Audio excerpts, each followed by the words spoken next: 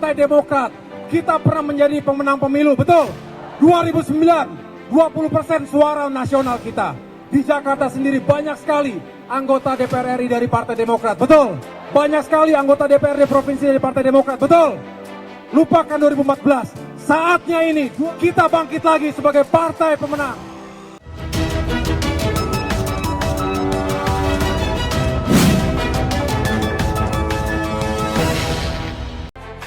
Ngelindur, pengalamannya apa? AHY AP calon RI 1 dan ibu negara. Pak Ketum AHY ini kalau enggak capres ya minimal cawapres lah. Dan bukan hanya capres-cawapres tapi menjadi presiden atau wakil presiden. Tanya terkait capres atau cawapres, saya hanya bisa mengatakan saya ini akan terus mempersiapkan diri dengan sebaik-baiknya. Kalau berbagai lembaga survei soal kans politik AHY apakah akan maju di Capres 2024 saya tidak tahu. Tetapi kalau kita lihat survei dari Carta Politika menunjukkan nama AHY itu keterpilihannya pada angka 4,8% ya, pada survei Maret 2021. Itu dari Carta Politika. Kemudian dari indikator politik ya,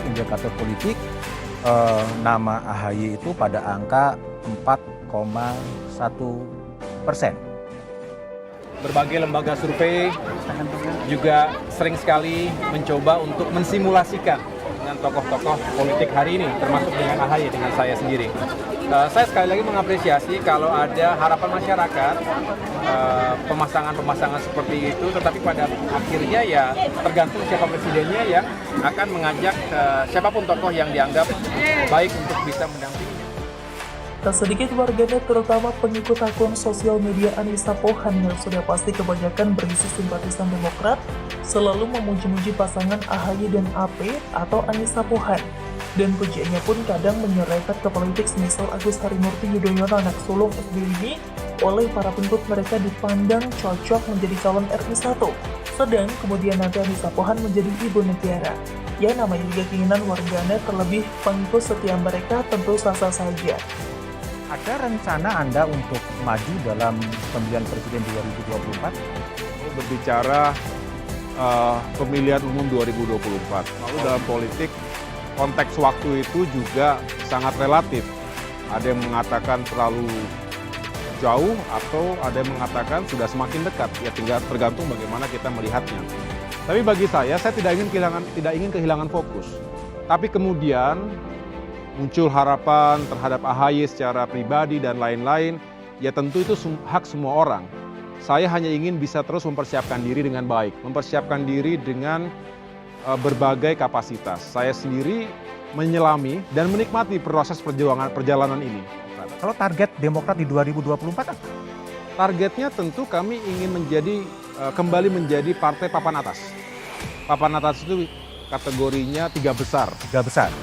Double digit lah paling tidak begitu. Optimisme kami itu diukur melalui survei, survei-survei yang ada di selama ini, tapi juga dengan kerja-kerja langsung dengan rakyat. Jangan lupa untuk subscribe dan nyalakan lonceng notifikasi. Meski demikian tidak sedikit yang mengomentari dengan tajam. Alhasil, debat kusir terjadi pro dan kontra khas netizen kita. Dan rata-rata yang tidak sependapat memuji pasangan di atas menaikkan kapasitas dan kapabilitas AHY serta pengalamannya. Jika ada jenderal yang berkualitas ngapain pilih mayor, kata netizen lainnya berpaling. Cukup menarik juga jika disimak, meskipun bahasan mereka seputar yang secara umum masyarakat awam pun mengetahuinya. AHY adalah Ketua Umum Partai Demokrat versi tergugat oleh kubu ex-Demokrat versi KLB. Karena masih ada perselisihan antara mereka, maka saya sebut saja Partai Demokrat kubu AHY. Tampilnya AHY ke dalam perpolitikan di tanah air memang sedikit tidaknya membuat warna yang berbeda. AHY meski secara pengalaman politik terbilang sangat minim bahkan kering, tapi dengan polesan bapaknya yang mantan Presiden RI bisa menjadi salah satu alternatif pemilih. Orang punya titik awal, usia muda itu relatif, bisa dibandingkan dengan politisi lain di dalam maupun luar negeri. Tingkat lokal maupun tingkat nasional. Jadi insya Allah saya ingin terus belajar. Saya memahami ini adalah awal saya di politik, tetapi saya juga punya pengalaman dan saya siap untuk belajar dengan siapapun. Sebab berdasarkan riset konon ada 27,5% yang berada di kelompok Gen Z. Generasi Z atau Gen Z disebut sebagai generasi yang lahir setelah generasi Y. Kumpulan orang yang termasuk ke dalam generasi ini adalah mereka yang lahir di tahun 1995 sampai dengan 2010. Jadi, bila Anda lahir di rentang waktu itu, maka Anda juga turut termasuk ke dalam generasi Z. Umumnya mereka yang merupakan generasi Z disebut juga sebagai I-Generation atau generasi internet atau generasi net. Mereka selalu terhubung dengan dunia maya dan dapat melakukan segala sesuatunya dengan menggunakan kecanggihan teknologi yang ada. Dan menariknya generasi ini, terutama yang sudah bisa memilih nanti di tahun 2024, akan menggunakan hak suaranya di pemilu.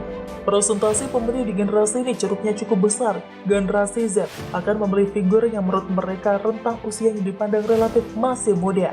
Kendati ada pula sebuah penelitian jika generasi Z ini sikap mereka terhadap politik masih apatis, dan rata-rata masih ikut apa kata orang yang lebih dewasa di atasnya atau orang tua mereka.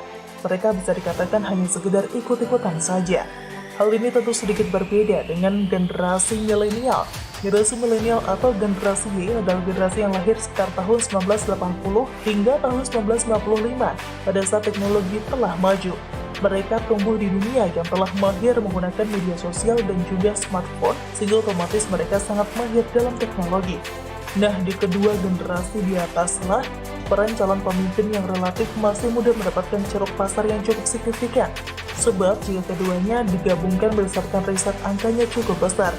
Perlu diketahui pada pemilu 2019 yang lalu saja, generasi milenial berjumlah 42 juta pemilih. Maka diperkirakan pada tahun 2024 suara pemilih di kelompok ini akan lebih besar lagi.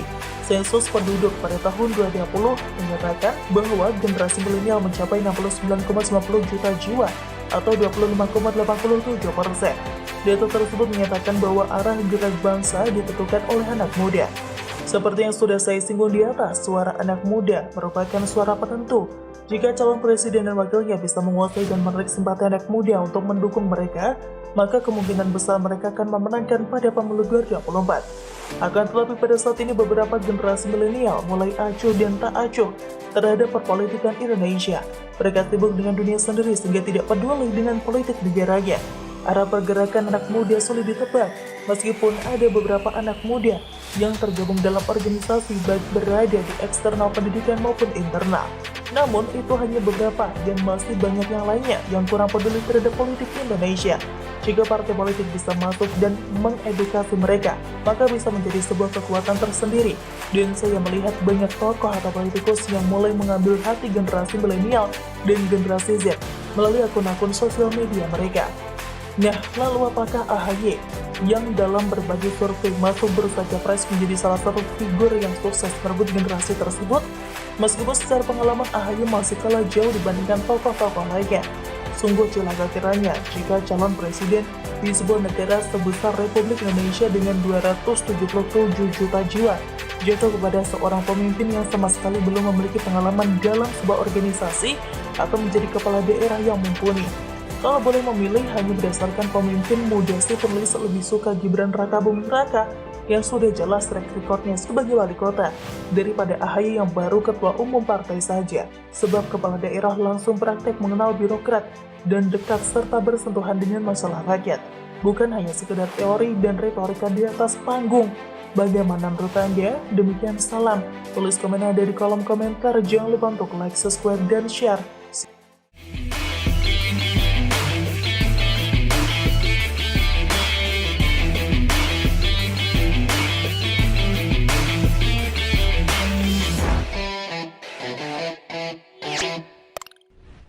Jangan lupa untuk subscribe dan nyalakan lonceng notifikasinya.